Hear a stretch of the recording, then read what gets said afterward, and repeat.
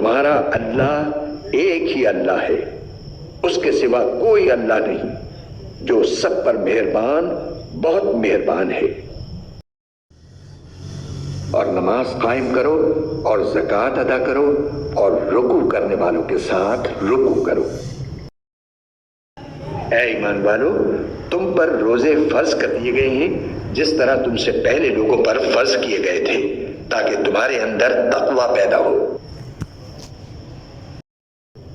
اس میں روشن نشانیاں ہیں، مقام ابراہیم ہے، اور جو اس میں داخل ہوتا ہے امن پا جاتا ہے۔ اور لوگوں میں سے جو لوگ اس تک پہنچنے کی استطاعت رکھتے ہوں ان پر اللہ کے لیے اس گھر کا حج کرنا فرض ہے، اور اگر کوئی انکار کرے تو اللہ دنیا جہان کے تمام لوگوں سے بے نیاز ہے۔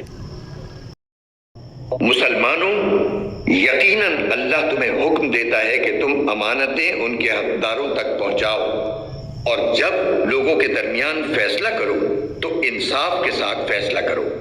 یقین جانو اللہ تم کو جس بات کی نصیحت کرتا ہے وہ بہت اچھی ہوتی ہے، بے شک اللہ ہر بات کو سنتا اور ہر چیز کو دیکھتا ہے۔ اور یتیموں کو ان کے مال دے دو، اور اچھے مال کو خراب مال سے تبدیل نہ کرو، اور ان یتیموں کا مال اپنے مال کے ساتھ ملا کر مت کھاؤ، بے شک یہ بڑا گناہ ہے۔